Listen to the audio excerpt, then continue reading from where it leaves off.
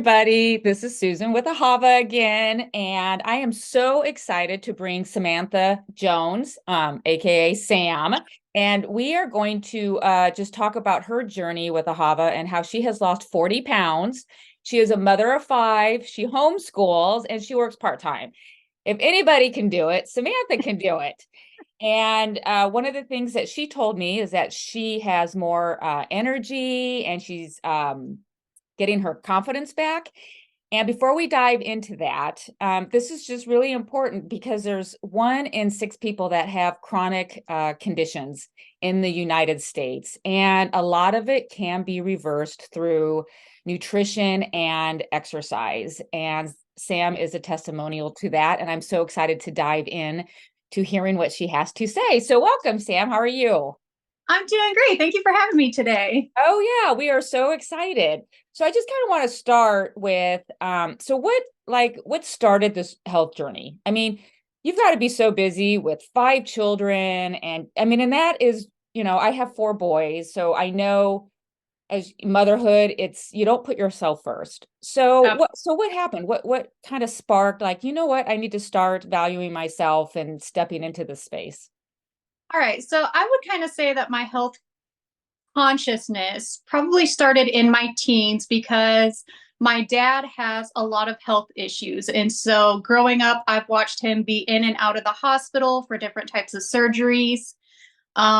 He is a double leg amputee due to peripheral artery disease. And so just watching that, I knew that health was something that I was going to have to take seriously because I knew that that was something that I wanted to try and avoid for myself as much as I possibly could. Understandable. No, absolutely understandable. So as you started growing up, you probably realized, wait a minute, this is a lot harder than I thought, correct? Absolutely. Yeah, Yes. especially when you have babies, Hmm. and just all that weight gain along with that. So what happened with that? You just slowly started gaining the weight, or what was going on? Yeah. So after or during my pregnancies, I kind of took the whole eating for two a little bit too seriously. It And happened. then I'm one of those that the weight is easy to gain, but it is extremely hard to lose. So I would try the typical, counting my calories, cutting out food, stuff like that. And it was just so, so hard. And I Yeah. would exercise until I'm like blue in the face.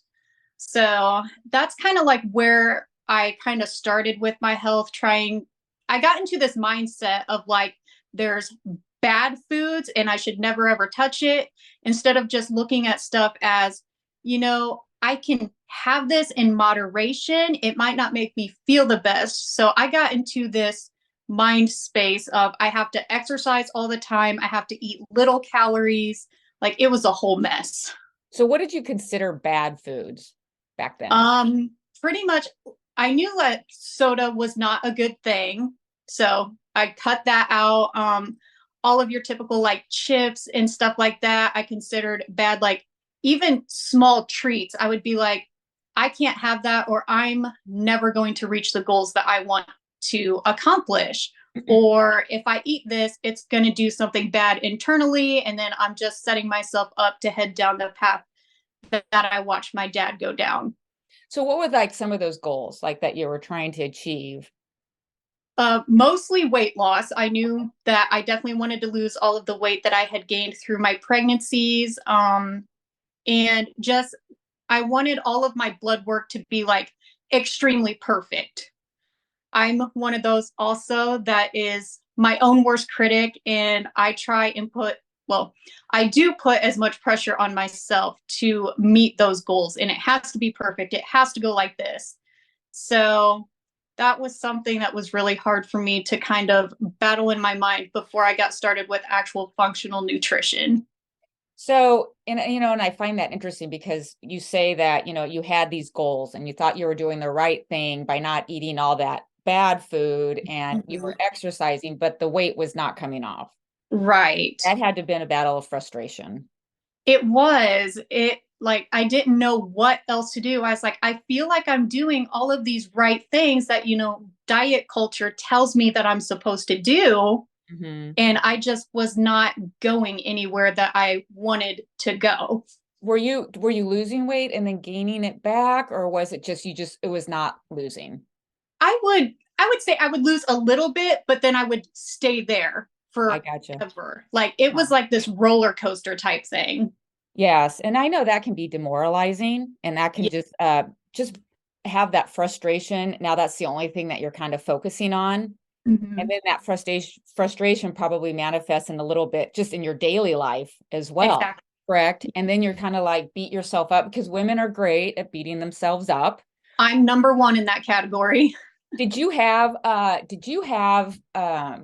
your labs skewed? I mean, did you have high blood pressure or insulin resistance, My To my knowledge, I've always been good at getting yearly labs done just because I'm so like in the back of my mind, it's an anxiety that I have that if I don't do this, then I could be heading down the road that I don't want to go down. So I would get those done every year, and my labs, they were never concerning, so to say. They were always in the normal ranges, but that for some reason in my mind was not enough. I did actually, after the birth of my last child, child number 5, I was actually diagnosed with postpartum preeclampsia. And so I was battling high blood pressure at that time. And that has been one of my number one fears is high blood pressure, because that is something that my dad has. hmm And so in that moment, I was slapped with my worst fear, and I was actually walking through that. And so that's where I started seeking out the functional nutrition. So now what made you seek out the functional nutrition? Was it just something you saw? I know it was, I mean, you came to Ahava, and I know Linda, you went through Linda as a personal coach and she was a friend. Mhm. Is that how you sought it out, or why did you decide to Yeah. go that direction? Actually, my husband had met with Linda's husband. They met, and then Linda and I got connected. And then I found out that she worked in nutrition. And so that was like the light bulb in my head like, this is going to, like, this is what I need to do. I need to get in contact with her and work with her and see what advice that she has for me to do. And so that's really how it all got started is husbands connecting, and then we connected, and then I got started on my nutrition journey. So that's interesting. So, I mean, here you are doing all this research and listening to what, Google and the diet culture, but yet you really couldn't find anything. Was it the nutrition word? Was it like, wait a minute, this is a little bit different. I haven't tried it. I mean, what do you think that spark was that I connected you with the word nutrition? Do you know what I'm saying? Yeah, I honestly think that the word nutrition was one thing that caught my attention, and then just in conversation listening to different things that Linda would say regarding like food being nourishing to your body, I was like, this is something I haven't heard before. And so I talked to her more about it, and then she helped me along my journey. So, and I find that fascinating because the diet culture out there it can be very toxic on, Exactly. Yes. especially to a woman, on just her body image, on how she should look at herself. And if you're not represented in that way, there's something wrong with you. And Exactly. and then they don't take an account of, food can be healing, and Mhm. it's really about how your body metabolizes that food and absorbs that food. And it's just very hard to find. And I do know, so Linda and I are co-owners of Ahava, and that is our mission, is to let women know that there is hope and there's another way to look at I don't want to say the word diet because in a way it's Right. kind of a toxic word, but It it's is. hard to get that message out there because it's just not mainstream. So Right. so when you started kind of, going into that space, was it like overwhelming? Did it make sense? I mean, how was it initially when you started talking to Linda and she started talking to you about functional nutrition and this different health journey space? Um, I would say getting started was a little bit overwhelming, at least in my mind, because as I said earlier, I am very like focused. Like once I jump in, I'm like 100%. So I went into this ready to lay it all out on the table. And at first I was like, oh my goodness, what am I getting myself into? But I really appreciate Linda being there. She gave me the support that I didn't have when I was doing this by myself. She gave me the grace that I needed. Like, it's okay, you Mhm. know, as long as you're making these little changes, let the food nourish your body. Don't, you know, beat yourself up over everything. And so that's one thing that really, really helped me along my journey is having that support, having someone give me grace for when, if I felt like I messed up, having that person there that says, you didn't mess up. Food is nourishing. We're doing this for the health of your body. So that was one thing that really made a difference in my journey. And trying to understand how the different foods nourish your body and how your Right. body can absorb it. So how long, so you started understanding the healing properties of the food and how your body was starting to absorb it. How long did it take in you before you started kind of noticing some differences? Honestly, I would say within probably, I'd say week 2 or 3 is when I really started noticing that the nourishing foods that I would put in my body was not giving me negative reactions such as headaches or upset stomach, sluggishness. And I was like, wow, like I was really shocked. I had never experienced that before. See, and that is, I find that interesting because unless you really step into that, you really, if you live a life where you're dealing with headaches, you kind of accept it as the norm. Exactly. And it doesn't need to be the norm. And that is what we're really trying to press upon women, in which you're just a great example, is because you dealt with sluggishness, headaches, fatigue. What other some symptoms that you were kind of experiencing that you kind of noticed when you started eating certain foods, better foods, healthier foods? That was improving. So yeah, it was the headaches improved, the sluggishness improved, energy improved, and I would say digestive improved. Like I wasn't getting upset stomachs as much as I would in the past. Hmm. And then just like freedom from my mind is something that also came with the positives. So talk about that, your freedom of your mind, because I think that is instrumental, just especially with women trying to achieve that perfect status of whatever their perfection is. What do you mean freedom of the mind? Talk into that a little bit. So I didn't realize this at first, like as I was in the middle of my journey, but recently I have come to realize that going through this, I realized that before I think I had a disordered thinking around food. So, not really an eating disorder, but disordered thinking when it comes to food. So, if I didn't work out hard enough, if I didn't meet a certain number of calories burned while working out, or if I ate a certain food that wasn't like the clean food, like anything like that, I would be like, well, everything is ruined. I messed up for the today. Even though I exercised, that exercise was thrown out the window. So going through this in nourishing my body and nourishing my mind, that's something that I was set free from is being so hard on myself from that type of thinking. And then when you say, nourishing, so what kind of foods that, like, explain the difference, because you talk about bad foods, you Mhm. talk about good foods. How is the nourishing foods different from that concept of bad foods and good foods and clean foods?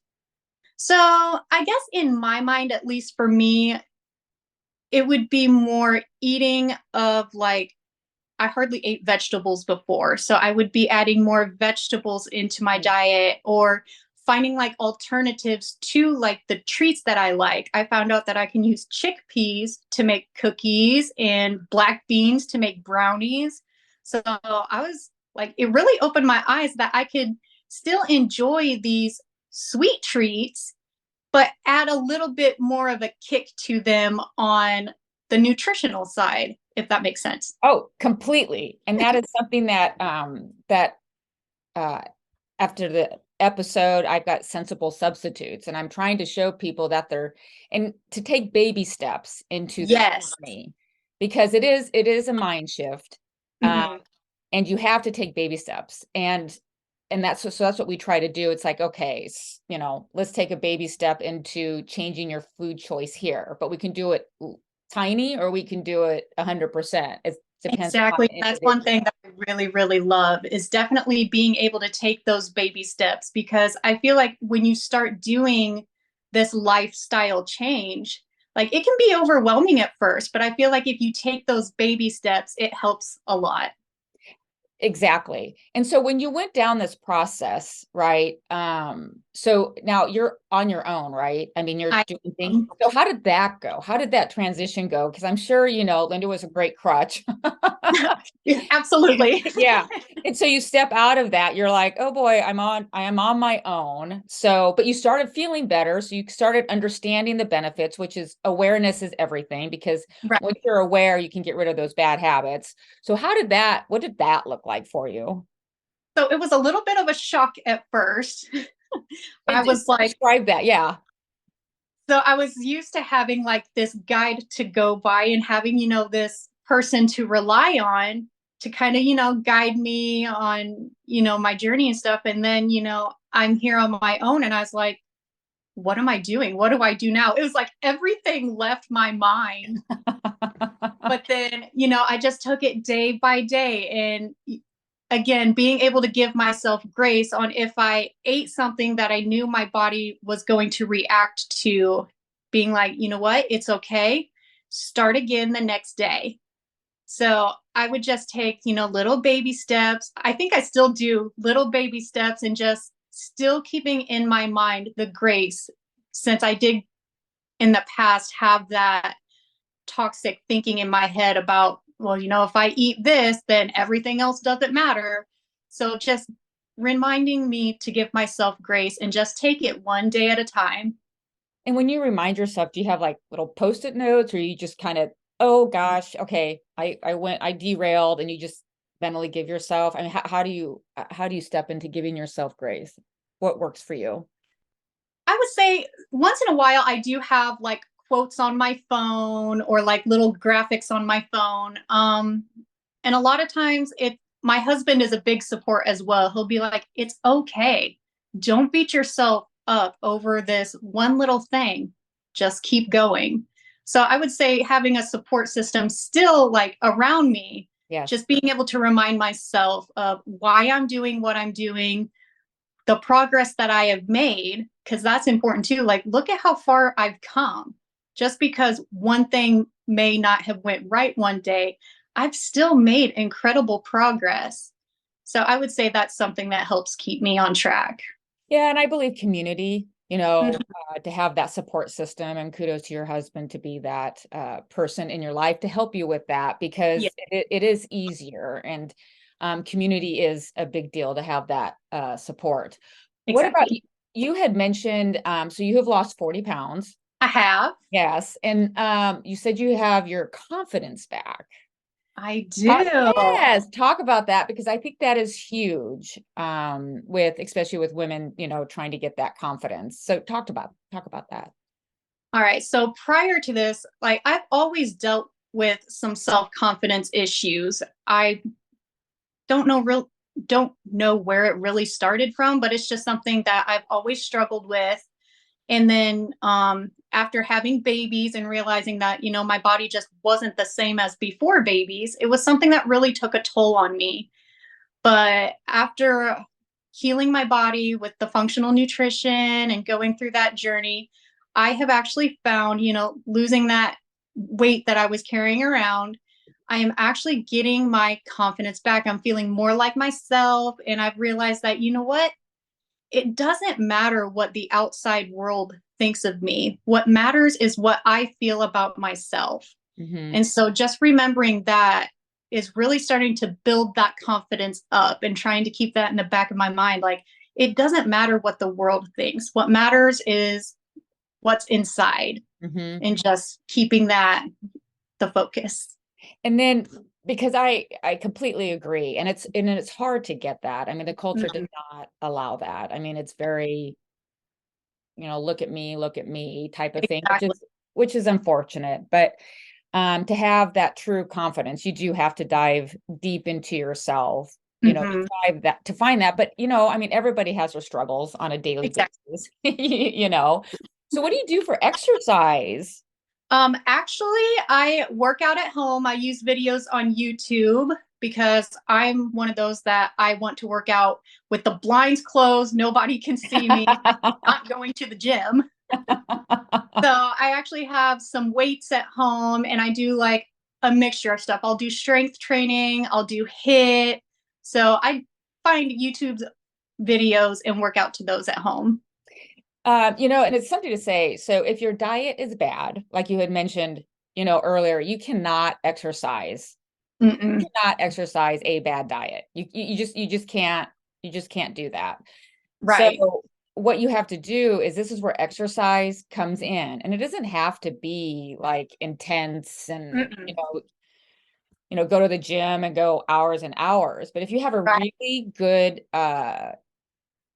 nutrition for your body, right? Because everybody is different and food Exactly. impacts them very differently and how their body absorbs it to get that nutrients. The exercise is a wonderful supplement to help lose that weight because now you're trying to bring your body into balance. Is that how you kind of felt when you started incorporating both of them together? I did. It was a little bit different from what I was used to at first because when I was trying to, as you said, exercise out a bad Yeah. diet, I was still extremely tired and I didn't have that energy with even pairing with the exercise with my diet. But ever since, adding the nutrition to heal my body, I feel like I can give more than what I did in the past to my workouts. Well, and that's incredible. I mean, Sam, you having being a mother of five and homeschooling and working part-time and to carve this out is amazing. It is truly amazing. And you're an inspiration to a lot of women. And so appreciate your time with us. Yeah. And so if anybody's interested, ahava.com. And we would love to visit with you if anybody's interested on stepping into a healthier journey. It's not a quick fix, though. Nope. And it is a mindset, but we It help you is all through that. It's changed habits, but it's definitely worth it, as you can see from Sam. Confidence. absolutely worth it. Yep. Uh, confidence, you get more energy, and it's just understanding how food impacts your body. So, Sam, thank you so much. I appreciate it. Yes, thank you so much for having me. I love being able to share my story. Yes, we really appreciate it. Thank you. You have a great day. You too.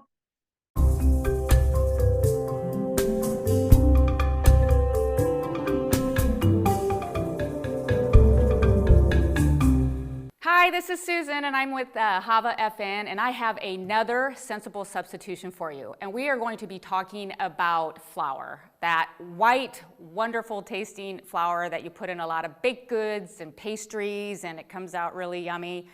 But it creates havoc in your body. Once you ingest it, it just creates inflammation, and it creates a really large spike in your blood sugar, and it's just not a good ingredient to use. So we are going to get rid of this.